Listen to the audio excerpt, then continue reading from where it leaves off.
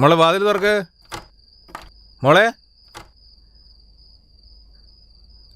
അസീസേ, അസീസ്, അസീസേ, അസീസ്. ആ സേതു, മോൾ ഇവിടെ വന്നിരുന്നോ? ഇല്ല സേതു, ഇവിടെ വന്നില്ലല്ലോ. എന്താ കാര്യം? അത് മോള് ട്യൂഷന് പോയിട്ട് ഇതുവരെ വന്നില്ലല്ലോ.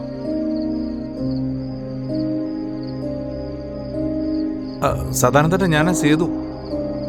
ട്യൂഷന് പോയിട്ട് നിങ്ങളുടെ മോള് വീട്ടിലെത്തിയോ? ഒന്നുമില്ല. അസീസെ, ഞാൻ മാഷ് വീട്ടിൽ പോയിട്ടൊന്ന് അന്വേഷിക്കട്ടെ. സേതു, ഞാനും വരാം. വേണ്ട, ഞാൻ പോയിട്ട് വരാം, പെട്ടെന്ന് വരാം. നമ്മുടെ രാജ്യത്ത് ഒരു തീവണ്ടിപ്പാത ആവശ്യമുണ്ടോ എന്ന സംവാദം ഒരു 200 കൊല്ലം മുമ്പ് നടക്കേണ്ടതാണ്.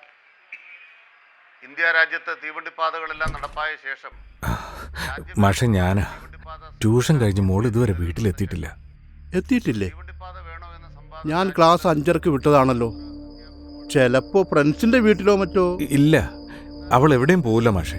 എന്നോട് പറയാതെ അവൾ എവിടെയും പോവില്ല, അതെനിക്ക് ഉറപ്പാ. ഞാൻ ഇനി എവിടെ ചെന്ന് അന്വേഷിക്കാനാ എൻ്റെ മാഷെ? എനിക്കൊന്നും അറിയില്ല എൻ്റെ ഈശ്വര.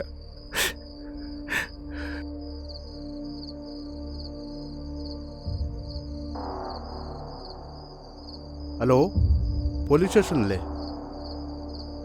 സാറേ? ഇത് വിക്ടറി ട്യൂഷൻ സെൻ്ററിൽ നിന്നാണേ. ഒരു പെൺകുട്ടി ഇവിടുന്ന് മിസ്സായിട്ടുണ്ട്. ക്ലാസ് കഴിഞ്ഞ് ഇതുവരെ വീട്ടിലെത്തിയിട്ടില്ല. ആ ഓക്കെ സാർ, ഇപ്പോൾ വരാം. സേതു ഇരിക്ക്, ഞാനിപ്പോൾ വരാം.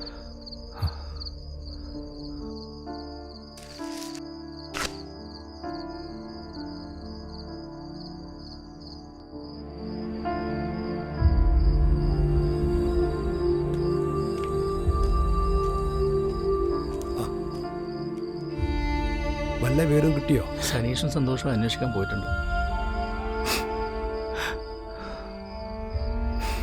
സേതു, വിഷമിക്കാതെ, അന്വേഷിക്കുന്നുണ്ടല്ലോ, പെട്ടെന്ന് കണ്ടെത്തും.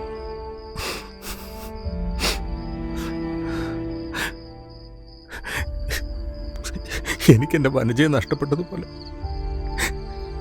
എൻ്റെ മോളെ നഷ്ടപ്പെടും അസീസ്.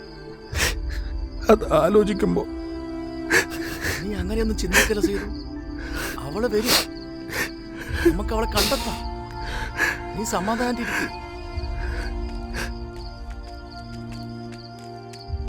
ഞങ്ങളവിടെ ഫ്രണ്ട്സിൻ്റെ വീട്ടിലൊക്കെ പോയി സംസാരിച്ചു. ക്ലാസ്സിന് പോകാൻ വരികയെന്നല്ലാതെ വേറൊരു തരത്തിലുള്ള സൗഹൃദം ഇല്ലെന്ന് അവർ പറയുന്നത്. അങ്ങനെയെങ്കിൽ ട്യൂഷൻ സെന്ററിനും വീടിനും ഇടയിൽ വെച്ച് എന്തോ ചിലത് സംഭവിച്ചിട്ടുണ്ട്. അങ്ങനെയാണ് എനിക്കും തോന്നുന്നത്.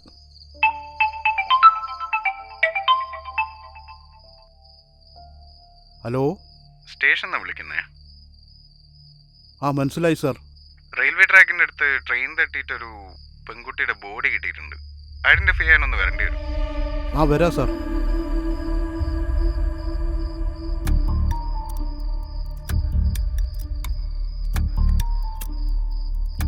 പോലീസ് സ്റ്റേഷനാണ് വിളിച്ചത്. ഒരു പെൺകുട്ടിയുടെ ബോഡി ട്രെയിൻ തട്ടിയ നിലയിൽ കണ്ടെത്തിയിട്ടുണ്ട്. ഐഡന്റിഫൈ ചെയ്യാനാണ് വിളിച്ചത്. ഞാനും അസീസും കൂടി പോവല്ലേ? അതാ നല്ലത്. സേതു തൽക്കാലം വിവരമൊന്നും അറിയണ്ട. ഞാൻ അസീസിനെ ഇങ്ങോട്ട് പറഞ്ഞു വിടാം. ആ